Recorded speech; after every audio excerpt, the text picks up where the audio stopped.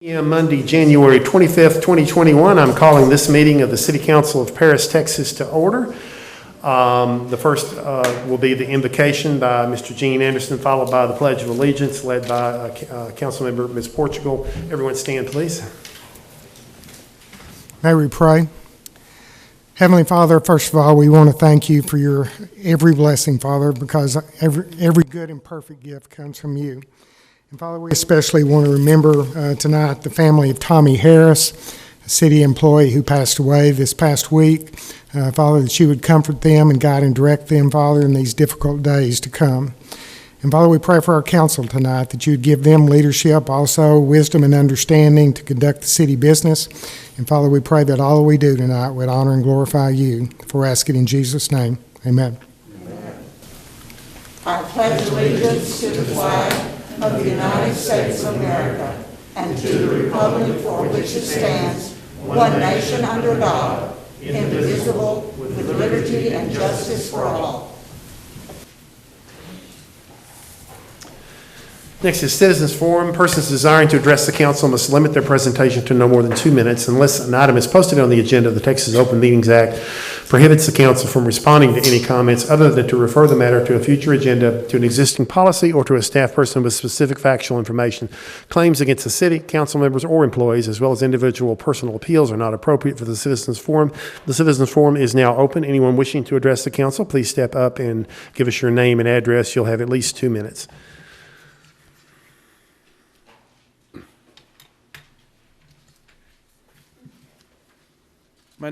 Let me take this thing off here. My name is Kelly Collins. I reside over on the west side of town, 1720 West Houston. And what I'm coming in here to ask the council today is for a variance on my container, which I had bought before they have changed the ruling. I've been on that side of town for 32 years, and I take care of things, been taking care of lots around me. But it's hard to say that the law is able to handle that side of town and take care of things. So I bought this container so I can keep my stuff locked up. I have a lot of equipment and stuff that I put into it, and I lock it up.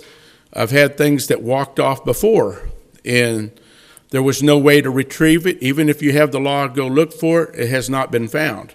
So I find having this container really helps me out. And so that's one of the main things, but I'd just like to have a variance on it. And whatever the council says on it, I'm hoping that they'll do that for me. If I have to put up a fence around it, I've been wanting to put up a privacy fence around it, whatever, around my yard anyhow.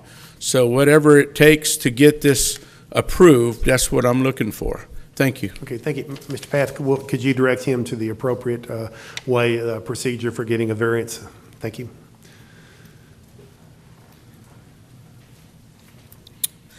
My name is Heath Nutt Johnson. I live on the west side of town at 2315 West Sherman Street.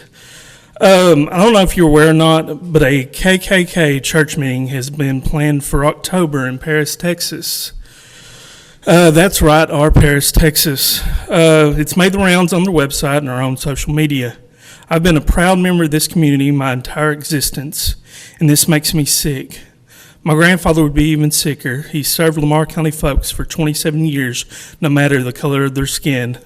They, the KKK, has somehow been emboldened, but y'all, the council, have the unique opportunity to get in front of it, to show our African American community and the world that you care, to get away from the reputation that Paris, Texas has. In fact, the first thing, I have several friends that live off, and the first thing they said was, that's racist, Paris, Texas. But to show that you really want to grow, be the inclusive community we all want. Now, I know freedom of speech is freedom of speech. I don't need a city lawyer to tell me that. But what y'all can do, and most of the time it's for some recognition of someone. I know because I was a member at PJC when the basketball team went to the national finals, and the mayor at the time wrote a resolution thanking us and everything. Anyways, but it's to make a declaration of sorts that y'all as the council declare that even though they are coming here, we do not stand for nor condone hate speech or racism of any kind, not in Paris, Texas. Dr. King once said, the time is always right to do what is right. well, council, now is that time. Thank you. Thank you, sir. Anyone else wish to address the council? Seeing none, I will close the citizens forum. Next is consent agenda. Are there any items on the consent agenda that any council member wishes to pull for any additional discussion? If not, I'll entertain a motion on the consent agenda. I move we accept the consent agenda. I'll second. Motion and a second. All in favor? Okay, unanimous. Thank you. First item on the, oh, I'm sorry. Go ahead, Ms. Portugal. Thank you, Mr. Mayor. We have some guests from out of town with Suddenlink, and they're down on item 17, and I'd like to ask the council to move that up before 15. You make a motion for that, to that effect? Okay, and I'll second it. Thank you. All in favor of moving item number 17 up? Okay, thank you. So next is item number 17, discuss and provide direction to city staff with regard to Suddenlink's service. Ms. Portugal, did you want to discuss this? I will. Thank you very much. When this started, it was because in the 4 years almost that I've been on the council, I've received more complaints from constituents about our cable and internet service than any other item.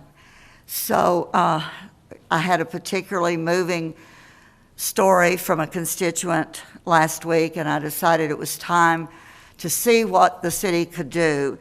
And I got in touch with State Representative Van Dever's office, his chief of staff, located a governmental affairs director with Suddenlink, and he contacted me very quickly, and in fact has made the trip here tonight from the Metroplex, as well as the regional vice president, Mr. Mike Petty. And so I think we have some attention now, and I want to point out that I have received countless emails and handwritten notes from people all over town, not just in my district. And it's some very moving stories, and some of them have been going on for much longer than the new company, Altice, has taken ownership of Suddenlink. But I would like for us to say we don't want to settle for anything less than our local office being reopened. Sulphur Springs and Mount Pleasant, as I understand it, have been closed, and we are sort of right in the middle of those two communities. So if they didn't open those two, they could open this, and it's at least a doable drive. One of my constituents in his 80s needs a new remote control, and when he finally got in touch with somebody, they said, well, just take it to your local office. He said, it's closed. They said, well, take it to Mount Pleasant or Sulphur Springs. When he told them they were closed, they said, well, go to Abilene or Amarillo. If you've ever driven to Amarillo, it is forever. I think it's closer to Chicago from here than Amarillo is. But that is not reasonable to ask of anybody, but particularly our elderly. So I have made, or Ms. Ellis has made copies of these that I've given to the Suddenlink gentleman. Many stories, and I've used an inkjet printer that's now on empty for this, so there may be more when I get home that I can print. But they are moving stories. One clever constituent said that Suddenlink should take the word communications out of their title because they don't communicate. And I think many of us in the audience and those at home have had those experiences where you're just so frustrated that you cannot get in touch with a person, especially now that our local office is closed. I would like at this time, unless the council does anybody have a comment they'd like to make? I just have one comment for Mr. Anderson. I know we were trying to get that PEG fee and you never could find another human to speak to, have you had any luck finding out how we can stop collecting this PEG fee? You'll get on the microphone so people can hear you.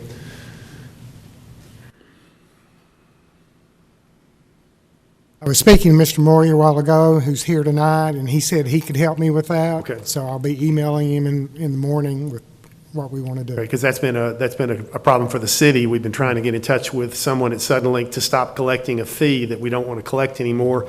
And to my knowledge, we're still collecting. It's been months since we brought that up. Is that correct? That's So correct. just one more thing to add on to it. Okay, thank you. That's all I got. Mayor Pro Tem, I do have Mr. Collins here from my district, if you would like to hear him say a If few words if he about would it. like to speak? Yeah, come on up. Yes, Mr. Collins.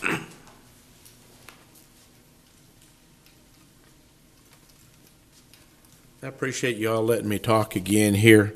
Let me tell you, I've upset at Suddenlink, and I can't say a whole lot more, but yesterday I had the technician there, and they hung up on me 4 different times, 4 different people. I've been complaining about my internet for 6 weeks at least, and on and off all year. If it rains, my internet goes down. My latency will be up at around 30, 27. My download speed the other day was 2.2. My upload was 2.4. And I've complained. I've had the technician, he come out and said, well, Squirrel ate your line. So they replaced all that. And then we hook it back up, and their modem was still acting up. So they said, well, you need to get a new modem. I said, this is your modem. If you guys bring me one, you want to charge me $60 to come out and replace what I have. I'll just go to Walmart and get one of their modems. And they said, well, that'll save you some money. So that's fine. Went and bought another modem, set it in, everything came up, and then all of a sudden it was acting up again. When the wind blows, the rain comes, I wasn't able to connect up. And so I had a technician come last Friday. He was supposed to be there between 8 and 11 o'clock.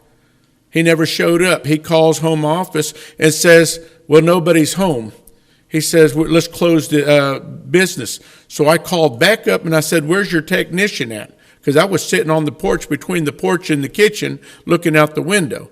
He never showed up. The man that finally showed up is the one they sent back out to go out and finish the job he was supposed to do. He came out. He looked at his phone and done a little test, and he says, well, your computer's slow. My computer has nothing to do with the latency and the speed of the system. So I was told to buy Fing. It's a deal that analyzes what your connection speed is.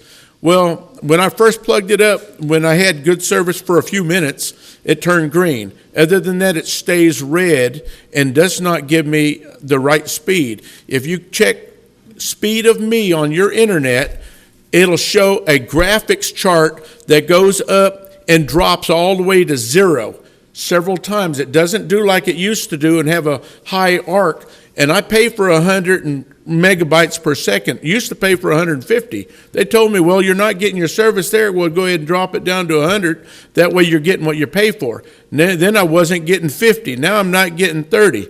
So where does it stop? And I'd like to, like I told the man the other day, I'd like to get some money back on this, because here I am paying you guys $150 a month, but I'm not getting the service that I deserve. So I appreciate you letting me Thanks, sir. talk. Yes, thank you. Well, not to beat the dead horse, but, we get this is the issue that I've heard and I've experienced myself. We get tons of phone calls from Suddenlink offering us packages and especially about the internet, the usage. And they will offer you a package to cut down on the usage fees and all of that. They'll say, hey, we'll give you this one rate, and you pay this rate, and this will be your set rate. But it's usually $20 to $40 more when you actually get the bill. So we're getting tons of phone calls offering us packages, but when we call them, you don't get that same response. You don't get, sometimes you have to sit on the phone for 45 minutes waiting for someone to help you. So it's like they'll call you, bothering you all the time, but when you call them, you don't get that same, response. So that's one of the issues, just to add on top of it. Okay. Anybody else? Well, we have no Suddenlink issues because we canceled our Suddenlink and we went to DirecTV and we canceled DirecTV, so now we just stream everything. So I can't comment on this because we don't have Suddenlink. We quit them years ago because of the same thing. Well, that sends a message too. Yeah. So who's going to talk? Mr. Pilgrim? Yeah. Okay. If Mr. Petty and Mr. Moyers would like to come up and address the audience.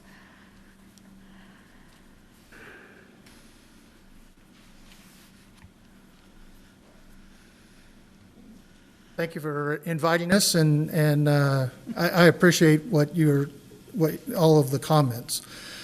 Johnny Moyer here is the person that when you get any kind of escalation that comes to you, you should funnel that to Johnny, and then he will take that and get the right group together. So we shouldn't be sitting on any kind of issues, and I understand if you didn't know that hopefully today you understand that you have a way to get those issues resolved.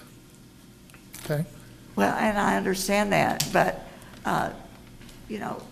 every city that is in your region is listed on the internet, and it looks to me like governmental affairs would contact city and give their contact information so that they could be reached. Understand, and we do that. I don't know why you don't have that information, so I'm glad that you have it now. We are too. Yeah. Thank you, Mr. Petty. You bet.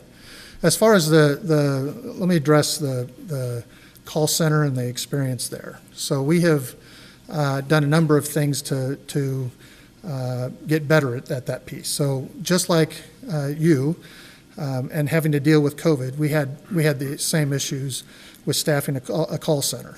We have had long waits in the past. But over the last couple of months, we have hired 453 additional heads in our call center. So we have more staff, and our wait times are not 45 minutes. They are 10 seconds. I pulled the report this morning to understand where are we, and we're at 10 seconds or less on answering the call. So we've addressed that aspect of the business.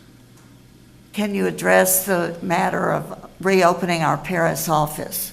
Yes, I can address it in that we have no plans to do that.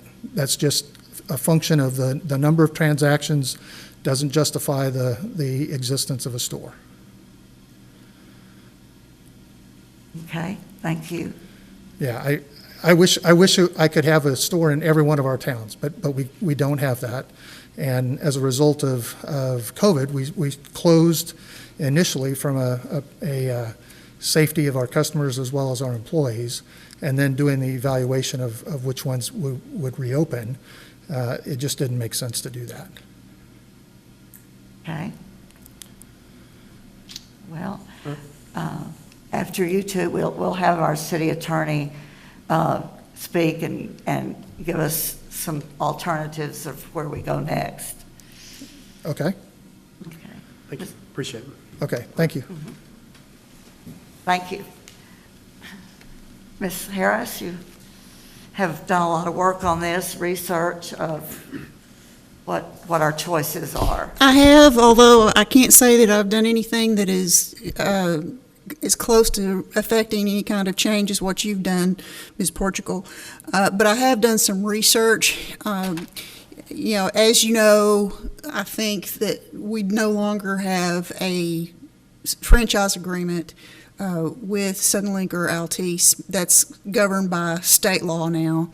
So we don't have anything that we can point to in an agreement to hold anybody's feet to the fire.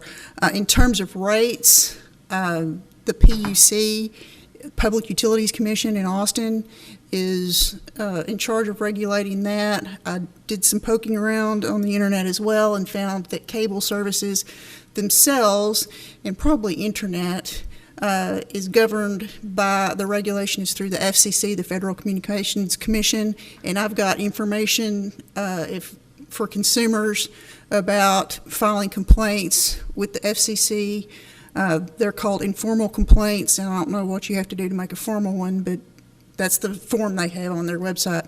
So in terms of, is there anything locally we can specifically do? No. If you want us to help facilitate consumers, we can do that. I don't think we want to be a call center for consumer complaints, but certainly I've got some paperwork that I could direct people to.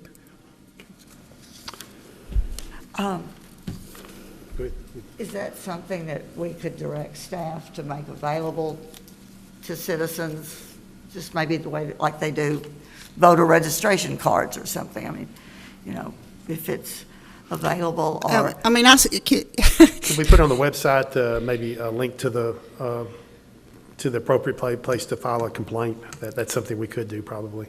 We probably could, and I have a complaint form that if anybody wanted to email me directly, I could email it to them, assuming they've got good internet service, they can get the email over.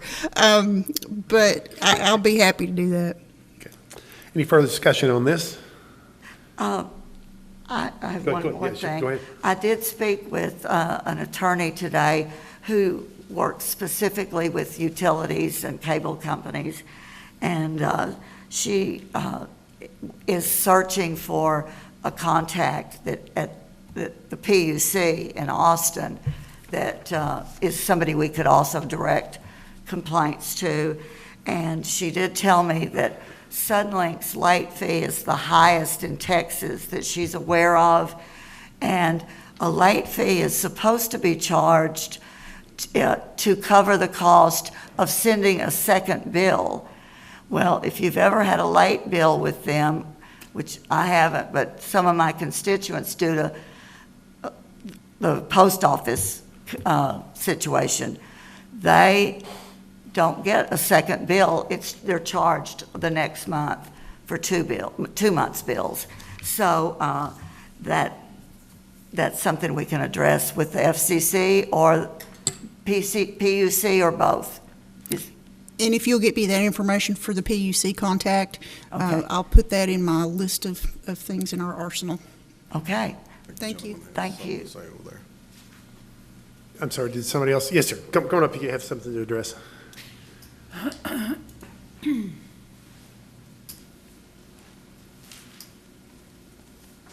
just want to clarify, we don't charge another month of fee. It's a $5 fee for if you're late with your payment, $5. It is not double, it's not triple, it's not whatever else. I just want to clarify that we have a $5 late fee. Well, If you don't pay your bill, then it would be double because you would have to pay yes, the bill plus the new one. they paid their bill, but the checks have passed in the mail, perhaps. Sure, so in the new bill, we don't know that they have paid, right? And so it may appear on the bill like they have 2 months of service that they owe. But it's a $5 late fee. Well, and that was one of the attorney's suggestions, is that if people are willing to make a copy of their bill to show how it varies from 1 month to the next. It's never a consistent amount, and there's no explanation why your bill's gone up and down, up and down.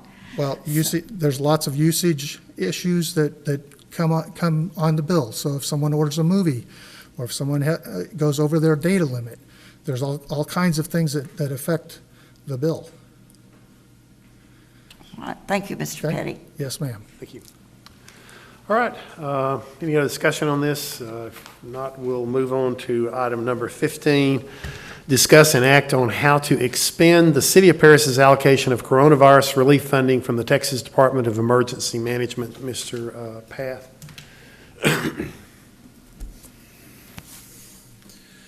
All right, this is a follow-up item from a few meetings we've had in the past. Get a little bit of history here. June 8th, City Council authorized a resolution to receive the CARES Act funding, about almost $1.4 million for COVID-19 relief to help cover city expenses for the COVID-19 situation. That was $55 per capita is what that was based off of. On December 14th, I approached the council about how to go about expending the funding. We were going to receive all of our allocation. We've only spent a portion of that on COVID-19 expenses, and so we were looking at ideas of how to expend the rest of it. So we should be receiving our entire allotment. The law changed, allowing us to be able to identify all of our first responder payroll in order to get the full $1.4 million. So we have done that. Talking to our third-party administrator, we are in like the sixth and final step of approval. I hope there's no more steps. 6 is enough to me, and but that's where we're at in this process here. And so from that discussion in December, we were looking at ways of how to utilize the remainder of that funding. My thought at the time was perhaps we can use it to make some purchases on some disaster-related equipment, things to help prepare ourselves for the next disaster, whether it be another virus or a tornado or a hailstorm or something like that, just generators, new pumps, some particular stretcher equipment for EMS, just things that are high dollar that we usually can't budget for because they are so expensive, but since we have the money, we can go for with that. The City Council asked that I go back and look at how much we have spent that is COVID-19 related this last year. So I went back and looked at that, and now obviously we didn't catch every little thing as departments were busy doing their jobs. Some things didn't quite make all the counts, but I think those are de minimis. So the numbers I have here, we have spent approximately, let me skip ahead to this, we spent about $515,000 in just overall things. That includes like the testing kits, masks, sanitizing wipes. That includes the FFCRA leave that we've had for this last year that the council authorized an extension of this last meeting. We had a ventilator in there for our EMS vehicles. So that's all that comes together, about $515,000 in total for that. Now we have some commitments ahead of us still. We are assisting the health district with some funding. The city council authorized $100,000 to go towards that. We've given them about half of that so far. So we have that coming up.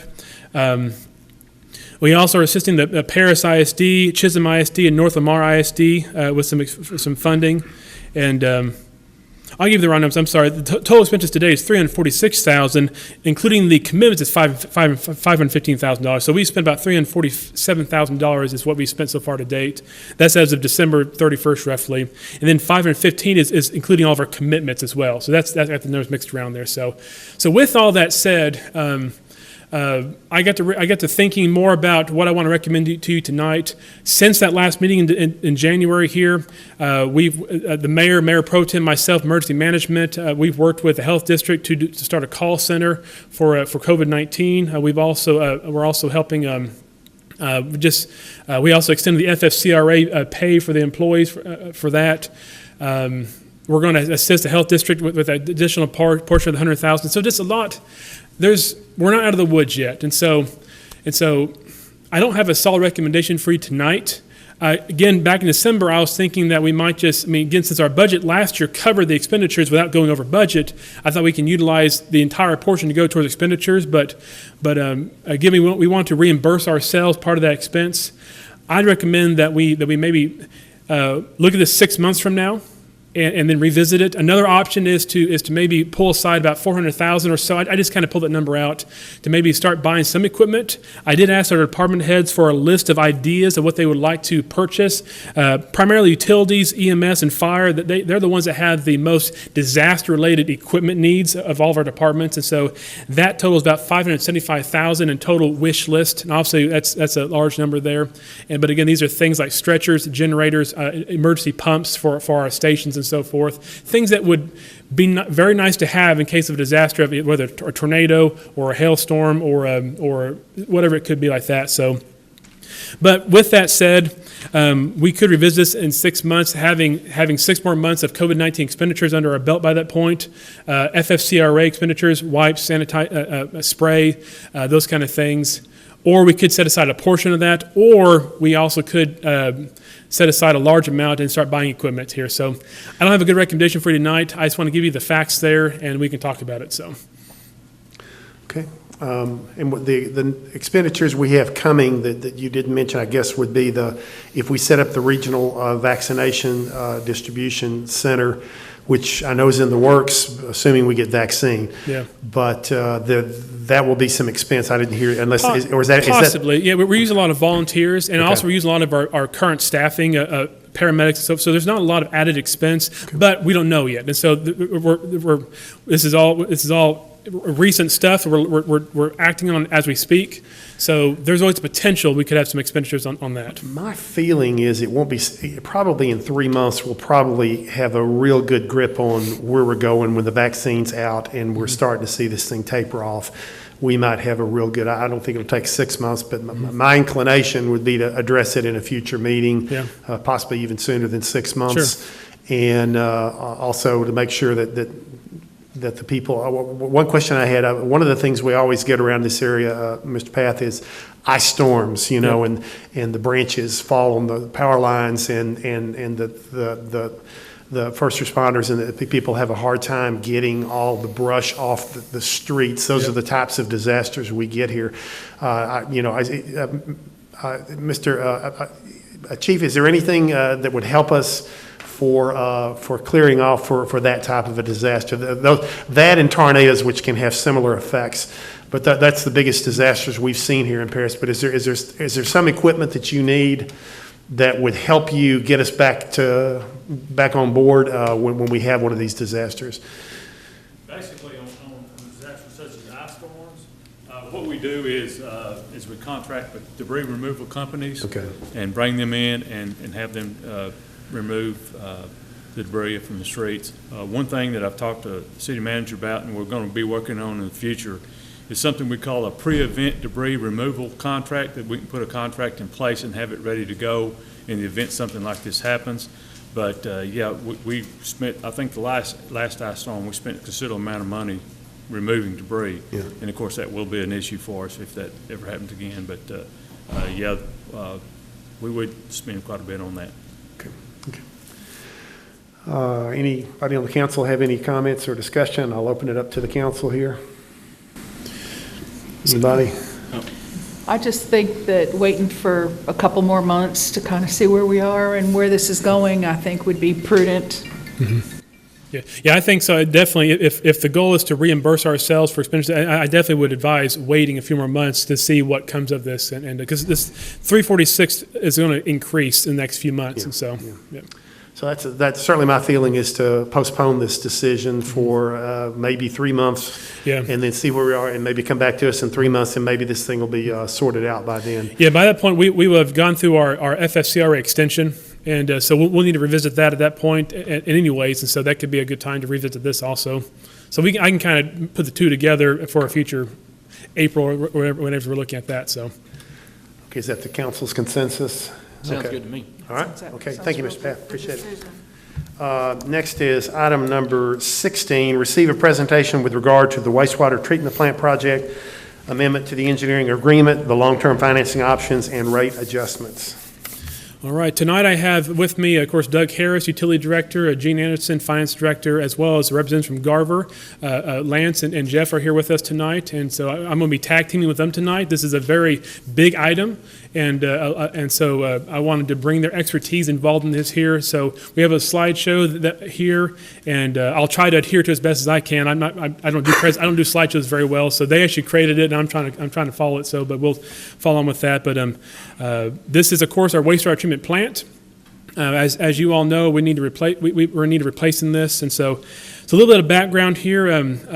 As you know, for years now, our plant's been aging and aging. It's a World War II era plant, and so June 10, 2019, City Council contracted with Garver to design the plant, to do some conceptual designs for the facility.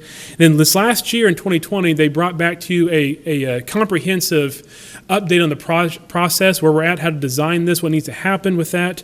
And so City Council at the time, on July 27th, they authorized us to sign an amendment to the Garver Agreement to proceed with designing, but condition on figuring out the long-term financing piece of that. And so obviously, we were worried about cash flow, and we want to make sure that we can obviously pay our bills when Garver has expenditures with that. So the time, which was a very wise decision to hold off on that. At the time, we were hoping to get a TWDB loan for this project, and it was very low interest. At the time, it was zero at the time, and COVID was playing into that, and so we were trying to pursue that. And so, but again, before I signed that contract, it was critical that we figure out the financing of this so that we can pay our bills with that. So with that, given TWDB loans are out there, we also had certificate of obligation options there. So tonight, the goal here is to kind of give you an update on how TWDB ended up. We worked on that for months with this, and so I'm going to turn over to Garver here in a second to explain to you what happened with TWDB, the loan options there. We're going to talk about next steps from that, given that did not work out, about how to finance this long term, including how we went about phasing the bond for this project here, proposal for tonight. Then the most important piece of this, the rate adjustment. And so as we knew, looking at this project being $70+ million, whether it was a loan or the bond, we would have to be increasing rates in order to account for that expenditure. So we knew this has been coming up here. So the goal tonight, there's no action item tonight, but my goal here is at the end of this is to get some direction so that the next meeting I can bring back to you documents for one direction or another for this process here. So I'm going to turn over to Garver now to discuss how the TWDB loan happened for that. So,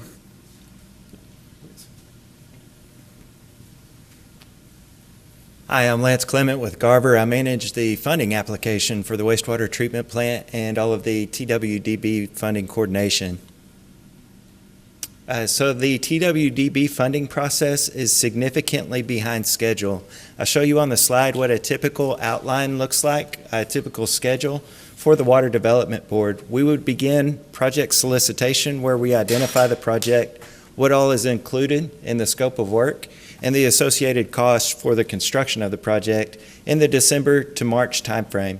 We were on track with that schedule. We submitted it just prior to the March 1st timeline. Next, TWDB then typically goes through a rating and ranking process through the spring timeframe, followed by a draft intended use plan, or IUP. This is typically issued in a May to June timeframe. It allows public comment periods from June to July, and then they adopt the final IUP in August. Now that's a typical year, and that would reflect the final project list being set in the August timeframe. This is the timeline that we were originally working with. However, due primarily to two main issues, TWDB is significantly behind schedule. One is the amount of loan applications. So because the funding rates were so low, they experienced significant amounts of loan applications from interested parties. And secondly, through the coronavirus pandemic, they have had difficulties in maintaining high staff levels and maintaining high responsiveness.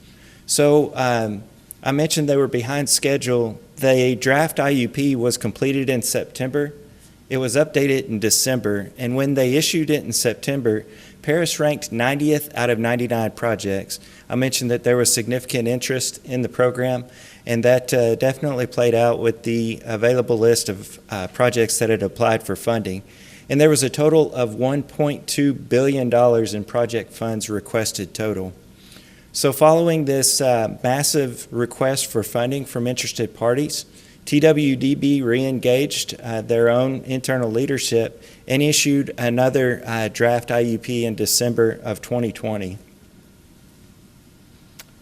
Prior to them issuing that, we began preparing the application packet for a December loan invitation. So when that September IUP was issued, we felt that the best chance we could get for available loan funding was to have our application ready to go when that loan application request went out in December. So working with your city staff, we began preparing that loan application, fully intending to submit in December. However, as I alluded to, they drastically updated their program requirements in November of 2020 and reissued the draft IUP in December. The adjustments that they made greatly reduced the available funding. They reduced the zero interest loan amounts that were available for project funds. TWDB also suspended the multi-year commitments for wastewater treatment plant project funding, which is what we were currently pursuing with the wastewater treatment plant, and they capped individual projects to $44 million. And so with the total program cost of this project being above $60 million, they would ultimately cap any available funds to $44 million for this project if we were to even qualify for those funds. Because of our current listing on the draft ranking, as well as these mandates, changes that the Water Development Board had made to their program funds, we determined that this was not a viable option for the current project.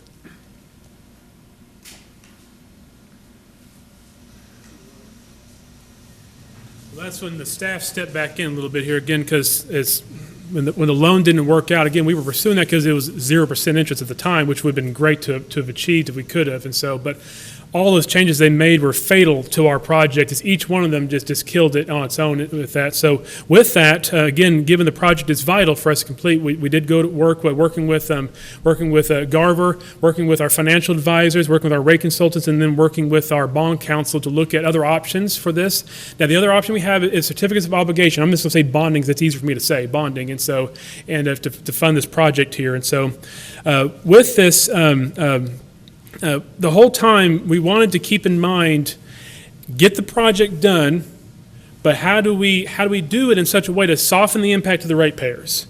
How do we work our way into that over the whole process here, whether it was the loan or whether it was the bond? And so we kept that in mind over the several months we worked on this option here to try to give you options tonight to help soften that over the next few years. And so looking at certificates of obligation or bonding here, again, since the loan's not an option, we had to go to this other traditional route to fund this here. Now, working with our bond counsel, we learned that given the size of our project, IRS regulations limit how much we can take out in a bond at any one time. So they say you have to spend at least 5% of your note within the first 6 months and 85% within the first 3 years. Now, working with Garver, our engineering firm here, this is about a 5 to 7 year project. There is no way we can spend $60 or $70 million, 85% within the first 3 years. So we're looking at a two bond.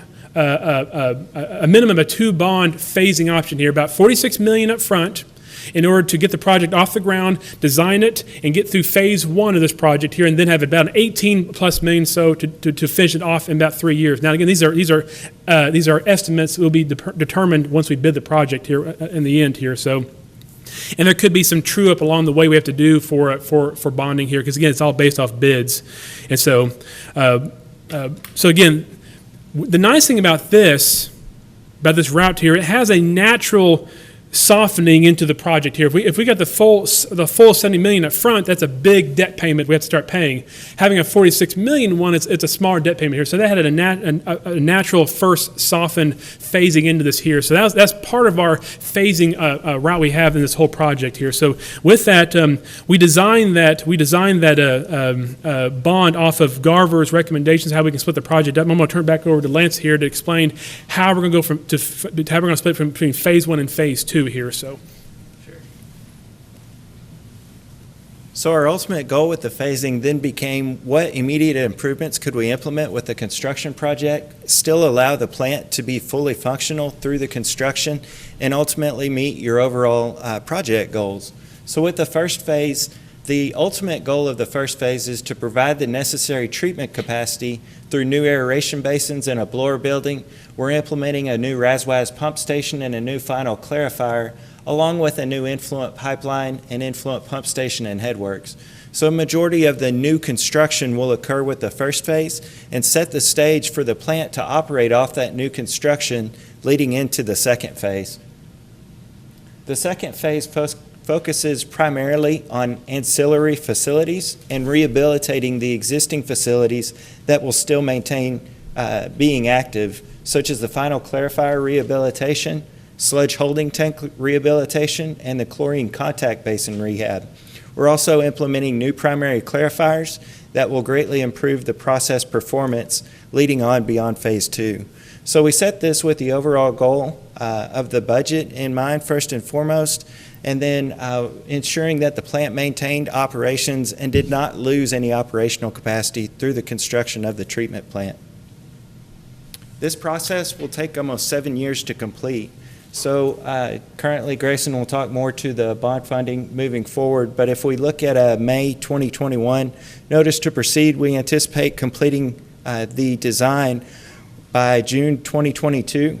That would then allow a construction notice to proceed in August of next year, with Phase 1 construction being complete. At the time of Phase 1 construction being complete, the second phase of funding would occur, and we would proceed into Phase 2 of construction in October 2024, with a final completion anticipated currently for May 2026. Now, these timelines will be adjusted as we go through the actual design and the design components and what's included in Phase 1 versus what's included in Phase 2. But we believe that this is a very viable option to achieve the funding timeline commitments that Grayson mentioned on the previous slide. Could you all lift the microphone just a little higher? Thank you. Hopefully it'll stay there. So again, with that, given IRS dictates how much we can and cannot issue at any one time, again, that had the natural phasing here for the bonding part of it, which does help our goal here of trying to soften the impact of the ratepayers up front. But with that, obviously, we'd have to amend the proposed contract with Garver. The contract right now, as written, is design it and bid it all in one package.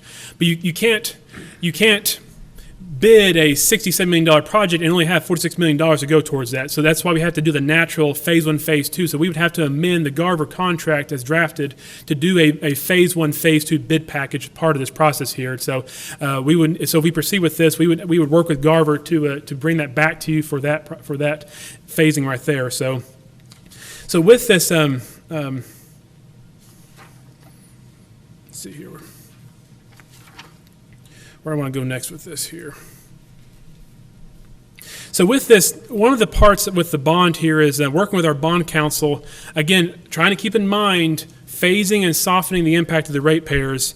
We looked at how do we, even with $46 million for a bond, there's still a large upfront increase we'd have to look at here. So working with bond counsel, we have developed a strategy to try to shift back the principal payments to later in the bond, so that we would have just mostly interest payments the first few times. That is a smaller payment to begin with, thus less of an increase we have to raise in rates in order to account for that. So that does allow for us to have a little bit of more of a phasing into the process here. So now that does add some cost to the overall project, but looking at 30 years of payment here, it's only about $3 million more over 30 years. And over $100 million principal interest there, that's kind of, in our opinion, that's de minimis. And so to hit the goal of softening the ramp up for the rates, we do recommend that we shift back the principal payments to later in so we can, again, phase in, ramp up those payments a little softer with that. So with that, the most critical part of this is the rate adjustment, and that's what we've been getting to for this last several months. The part that we have to discuss ultimately is how to pay for this. Yes, bonds pay for the cost, but we have to pay the bonds off. And so, working with our rate consultant here, we have a rate maintenance policy, and the way that works, as I keep it in my mind, is we try to have a rate that's about 1.1 to 1. What that basically means is for every $1 expense, we raise $1.10 in revenue. Now, the reason behind that is it's more to it than this, but the reason behind that is water and sewer are volatile rates. It's not a guaranteed rate. It's not like taxes to where like property where we know we're going to get this. It's based off usage. It's based off water loss. It's based off drought, rainy seasons. So you never quite know. But you still have to treat. You still have to treat water. You still have to pay employees to service the plant. You still have to run the equipment to cycle things through. So you have some fixed costs that are there whether you have a dry season or a wet season. So you plan on a 1.1 to 1. Again, like a 110% to 100% ratio there to try to account for those volatility there. At times you dip below 1, at times you go above 1.1. Again, to set a rate at less than 1 means to knowingly deplete the reserve. which that's always an option. But when you look, but we're looking at 5 to 6, 7 years of doing that. That starts to get a little hairy. And to knowingly deplete your reserves every year for 5 or 7 years. And so what we did to help, again, try to give the council some options here is we've given you 3 options that will maintain a 1-to-1 ratio, not 1.1 to 1, because that's a little bit higher of a rate. We can do that if you want to, but at least a 1-to-1 gets us break even in overall, without eating the reserves, and eventually will get us to the 1.1 in time, over about 5 to 7 years. So with this, we have 3 options here. I'm going to turn over to Gina in a second here. We have 3 options to try to get us to the 1.1 to 1 in 7 years or so, but softly get there at a 1-to-1 ratio, if that makes sense. So I'm going to turn over to Gene here. We have 3 rate options here that we've worked with our new Gen consultant, Chris Eckert, for, and I'll let Gene explain these here for you. Well, as Grayson said, the impact on our customers was very big in our mind. And Grayson's already mentioned several things that we did, delaying those early principal payments, going to this 1-to-1 ratio in terms of setting the rates during this interim period. Obviously, we didn't even consider just one rate, everything up front. And the 2 issues, CO issues instead of 1, which we needed to do, for IRS reasons, also helped that. But the proposals that you see before us, the different options, are multi-year increases. And the purpose of that is, of course, is to ease into where we ultimately need to be. And we've got 3 options here that allow us to maintain at least a 1-to-1 ratio, assuming that we hit all of our targets for sales and that sort of thing. Option 1 there is a 2 increase option, where the first increase would go into effect in April of this year, and the rate would stay the same until we get to October of 2023, in which case we'd have a second increase.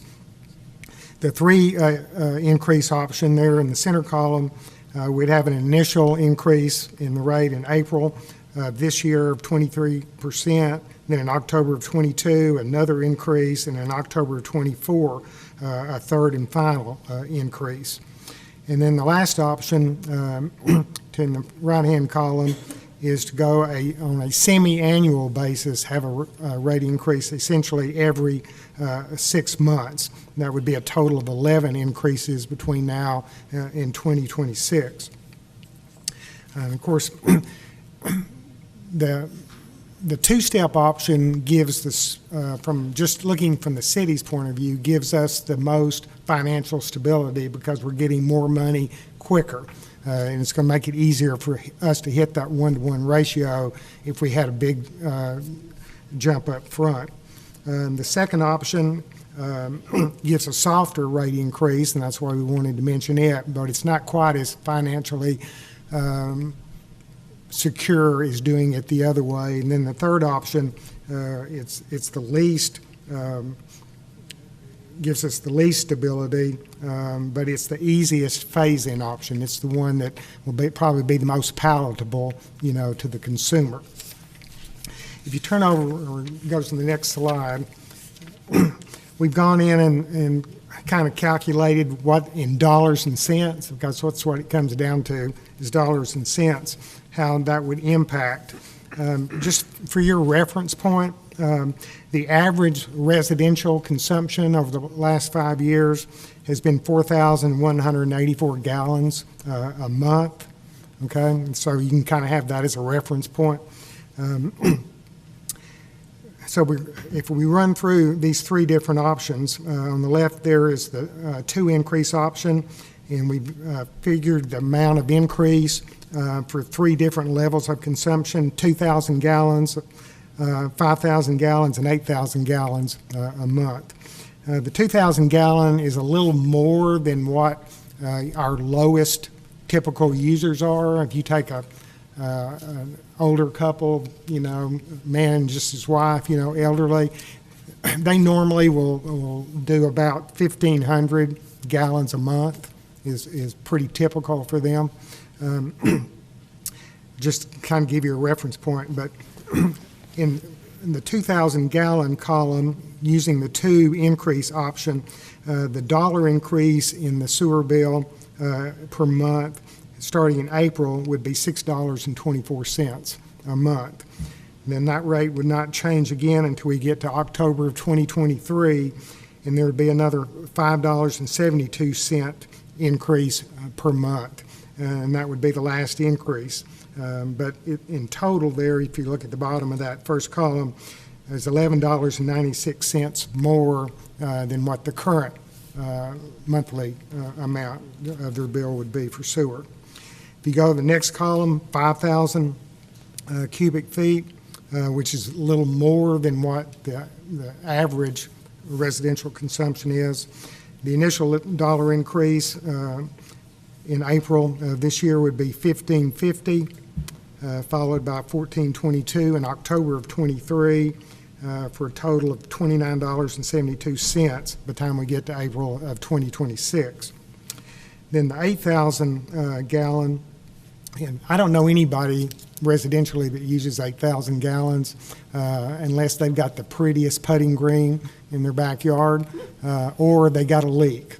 Just those are about the only 2 ways you're going to get 8,000 gallons. But just for a reference point, the first April 21 increase would be $30.93.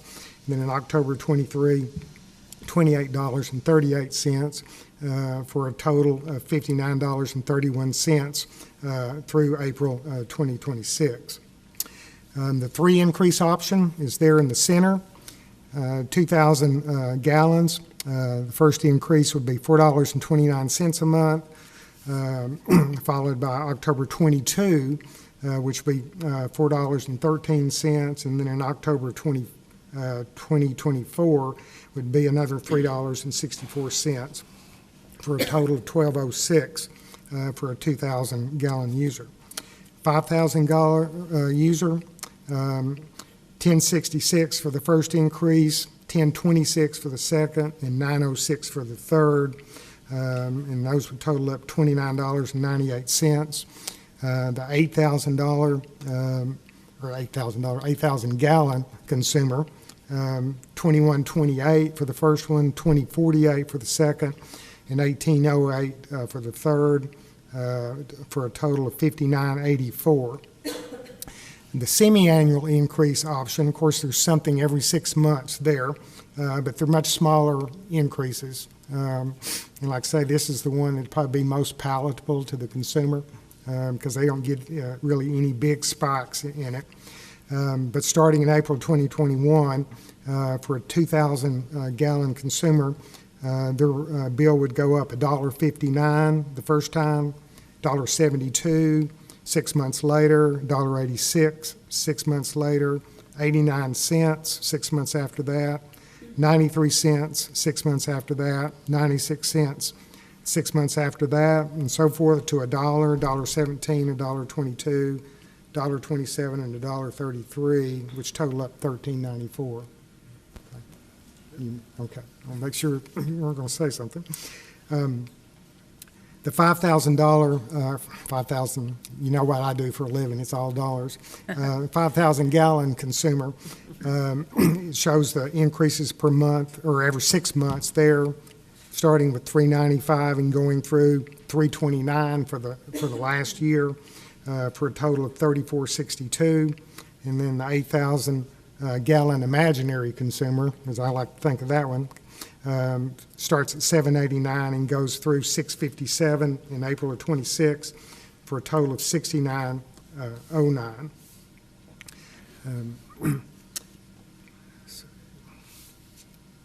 Gene, could I ask you a question? Sure. What's the current typical bill right now that a 2,000 gallon a month user is paying? And what's the typical bill a 5,000 gallon user is paying? Okay, for a 2,000 gallon consumer, right now they're paying $18.62, and a 5,000 gallon consumer is paying $46.33. So, well, yeah, if you looked at, I don't know, let's look at the third option. What that would end up for a $2,000 or 2,000 gallon consumer who's currently paying $18.62, in 2026 they would be paying $32.56. And a 5,000 gallon consumer paying $46.33 currently would be paying $80.95. How much was that? It was the new one, they would up for 5,000? The 5,000 gallon, the new rate would be $80.95. That's nearly double. It's 64% more.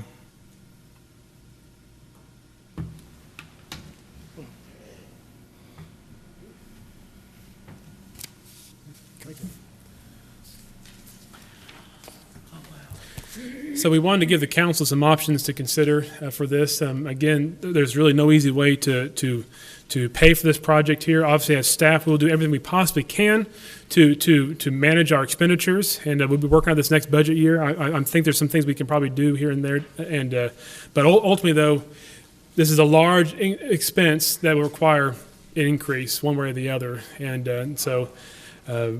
That's the unfortunate news here, but again, I think we've got some good options here to try to cover, trying to phasing it in. And then again, the two option is more financially secure for the city operations, but at the same time, as staff, we feel comfortable with the third option as well. So we worked with our rate consultant. Again, it maintains that 1-to-1 ratio without. Again, with that, when you have the 1-to-1 ratio, there are times we will dip into our reserve. Again, you have the volatility and the rates there. So, but at least we are trying to maintain 1-to-1 and not knowingly dipping in the reserve year after year after year after year after year like that. So eventually that will bite you. So with that, and I'll open questions here, but with that, our goal tonight is to make some recommendations and get some guidance. Again, we have no action item tonight.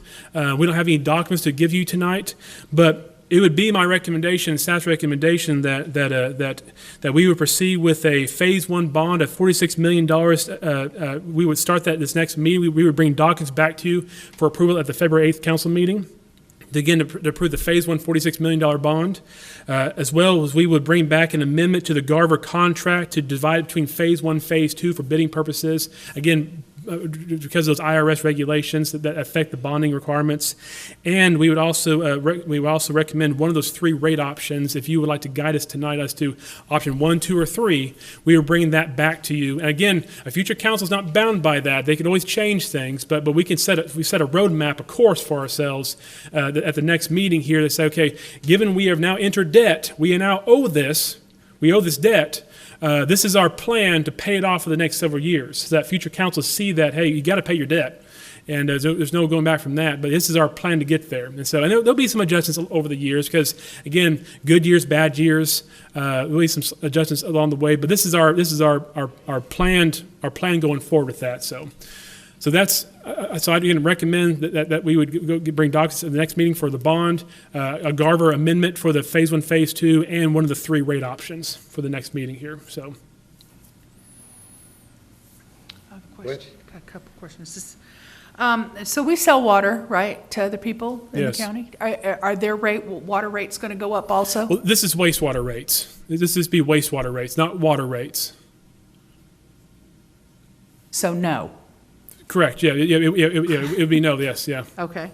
And then, is all this going to go down? Will the rates go back down once we're finished paying for the new wastewater plant? I mean, hopefully, yes. I mean, again, we're looking at 30 years from now, and this would be a 30-year note. And so, but yes, in 30 years, it should hopefully go down. So, Dang. yeah, it's Something else. a lot of I don't payments. think I'll be here for that. I think I'll be. Yeah. So that's hopefully, it. 30 years from now, your successors will say, yes, bring them down. So, Hopefully. I'm good, thank you. Any comments, questions? I like that 3 increase option better than I do the other two. the middle option, Yeah, the the second middle one. one. Yep. Okay. I would prefer a faster one, but I think my constituents would appreciate what is it, the third option Yeah. that's easier, because Yeah, they're, yeah, we looked at I even threw out there to the staff and so can we even do like a month-to-month one? Because that's obviously people would not like the constant month, but cycle-wise, there's no way we could, with notices, the multiple cycles of bills, we cannot do anything less than 6 months and still, and do, so 6 months is as low as we can take it and administratively do it right. I'm afraid with that third option, they're gonna feel like it's their Suddenlink bill. It goes up, it jumps Yeah. so fast. At least they can call us here at the office, so.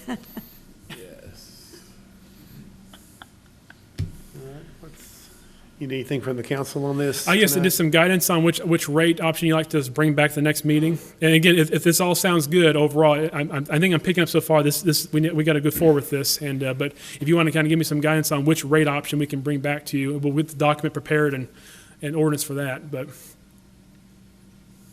I think the third The option, third option, yeah, the semi-annual, is that what you thought? semi-annual increase, yes, that will be the least thank sticker Whoever's shock. running the PowerPoint, will you go back to those, to the rate options? Here, you can look at these. There we go.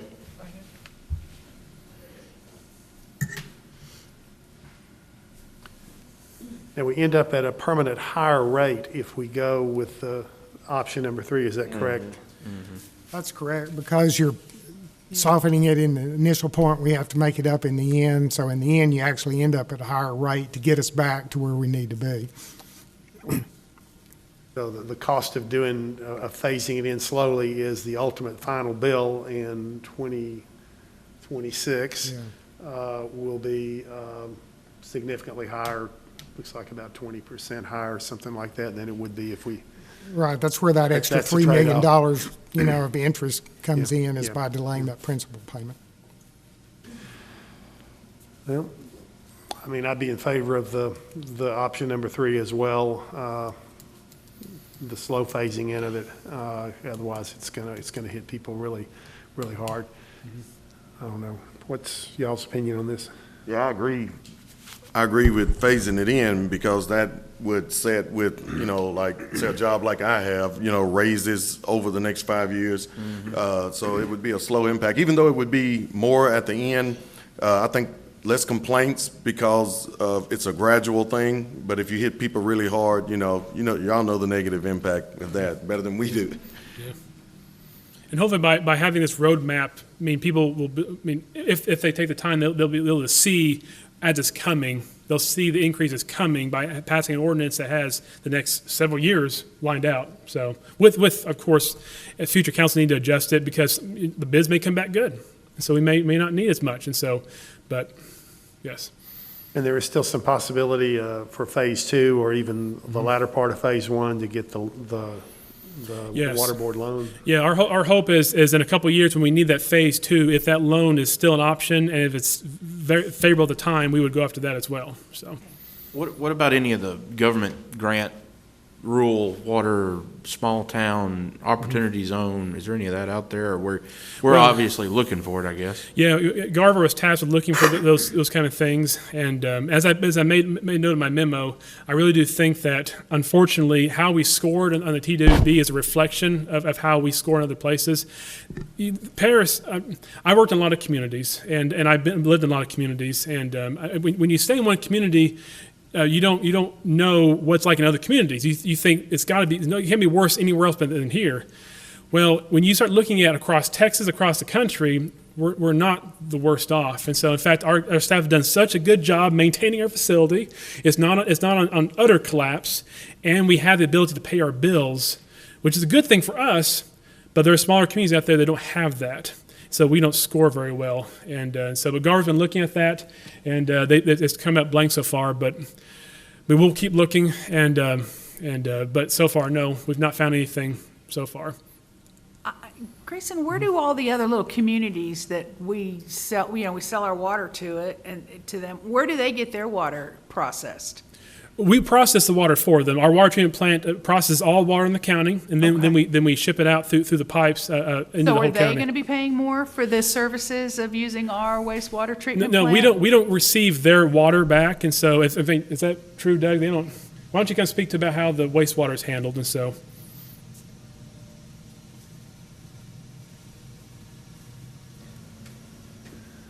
To answer your question specifically, the smaller communities around, outside of the CCN, the ETJ, our service area of Paris, Yes, sir. they have their own smaller treatment plants. Oh, okay. It could be a plant similar to what Paris has on a much smaller scale. Oh, It could be a ponding system, it could be septic tanks, I gotcha. anything along those lines. Okay, all right, well, that answers my question. Thank you.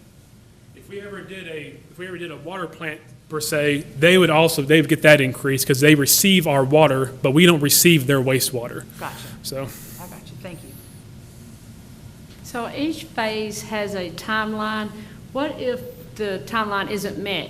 Are there any penalties for that or extra costs, anything? no, I mean, when it comes to the IRS and for that part of it, I mean, it's always a gamble. Again, when you have contractors and bids, you never fully know. But that's why when we worked with Garver, they felt comfortable that a $46 million number was we felt comfortable with getting 85% of that one.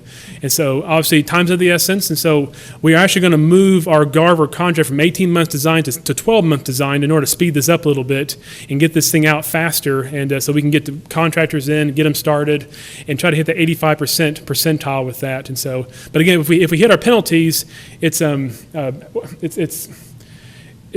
we have to. Is it interest payments or how's it? Again, I forget that.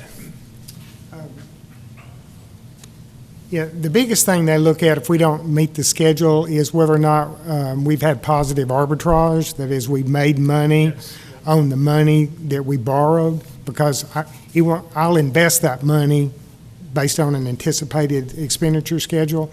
And if I were to make more money than what we're paying on the bonds, then they don't like that. We have to turn around and pay that money, that excess revenue, to the IRS. That's the primary thing. So it's not a steep penalty, but still, it's the IRS doesn't want us taking out more than what we can reasonably spend in 3 years. So now there are options for a 5-year thing, but it has very stringent steps to do that, and we just didn't feel comfortable with that 5-year thing. So. Well, I agree on one thing. We need to get going on this. I know it's a huge project, and I know it's expensive, but I think we need to get rolling on this as soon as possible so that there won't be future councils that might get wet feet on it. I mean, we need to do this. Yeah. I mean, I agree. Yeah, it's got to be done. If you all haven't toured it yet, you need to. Yeah. Everybody needs to tour the water treatment plant. Well, we will bring some documents back to you on February 8th then. So we'll bring some stuff so we can get this thing going, and once we get those passed, we're off and going. So, very good. All right. Thank you. Thank you all very much. Yes. Thank you. Appreciate it. Thanks for all the work, Garver and our staff. Okay, item number 18, discuss and possibly authorize the city attorney to file suit for collection of the following debts to the city: Brentwood Terrace Healthcare and Rehab Center, Heritage House of Paris, Legend Healthcare and Rehab, and Stillhouse Rehab and Healthcare Center. Ms. Harris. This is a short item after these long ones. We have some outstanding invoices from EMS to these different healthcare centers based on transports that Medicare won't pay for. That's mainly a situation where they called us because they didn't have a driver on duty. So I'm trying to work with a couple of them who have responded to a demand letter from me. A couple of them haven't responded at all. If I can work them out, I'll work them out, but I just wanted authorization to file a collection lawsuits against these providers if necessary. Any questions of Ms. Harris? People should pay their debts. I agree. Yeah, I'm in favor of giving you the authority to file suit should that become necessary. Correct. Maybe the threat of the lawsuit will cause them to respond to the Well, I've demand. threatened already, so we're a little closer than that. But Okay, well, this is a very public threat, I guess. Yes. Okay.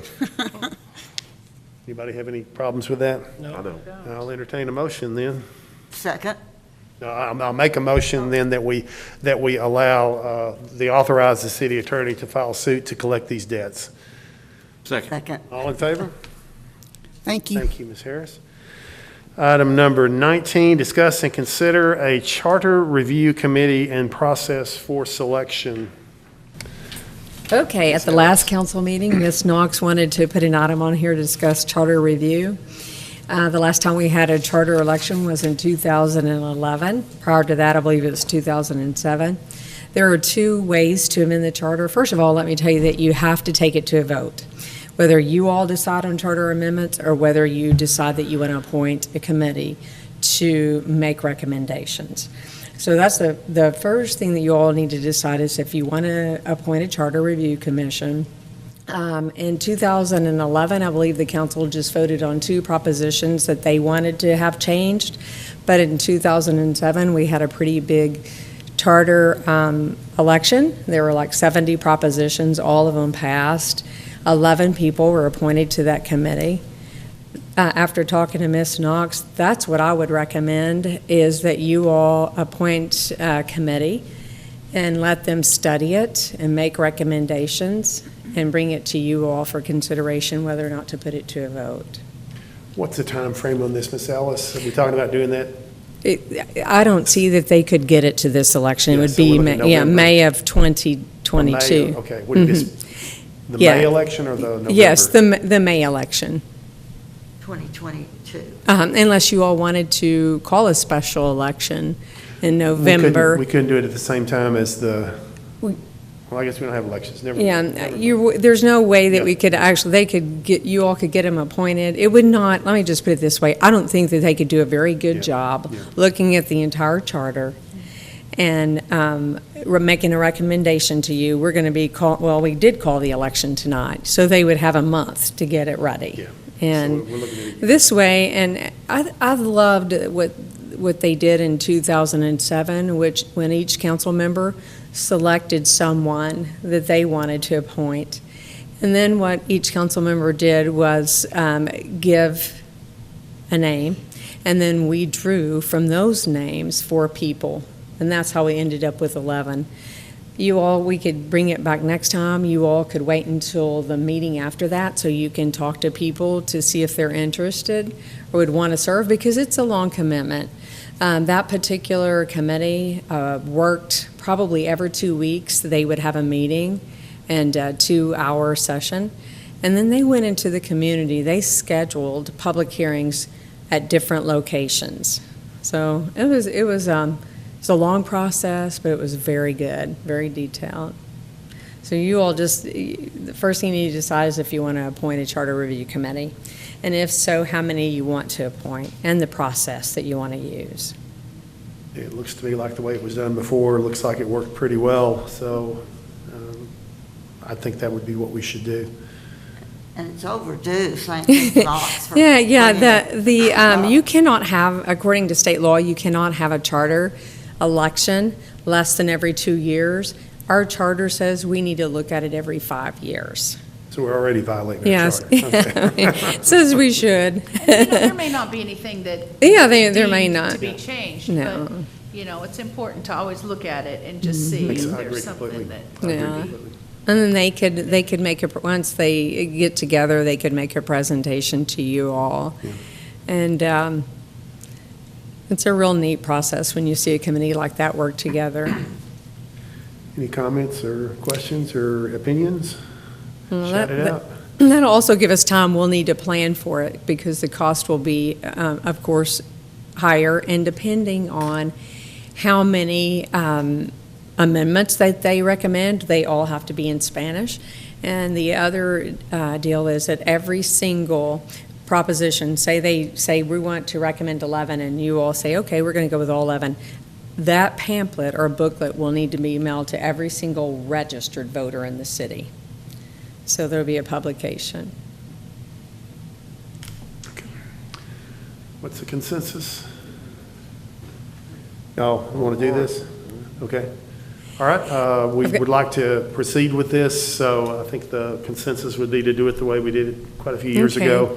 Do you want to bring your names back to the next meeting, or do you want to wait 2 meetings? Maybe. We got plenty of time, so maybe. Let's wait 2 meetings. Maybe 2 meetings. Okay. And maybe we can get a little publicity for this in case some people are interested in it. Okay. We'll need to find a minimum And I of just 11. encourage you to reach out to the people that you know in community that And if anybody wants a list of the names that were on the committee before, just shoot me an email and I'll send you those. That'd be good. You might email all of us that. Okay, That'd be I'll do useful. that. Thank you. Okay, thank you. All right, item number 20, future events. Anybody have anything to discuss or bring up for future events? If not, I will entertain a motion for adjournment. I'll make the motion. Second. Everybody made it.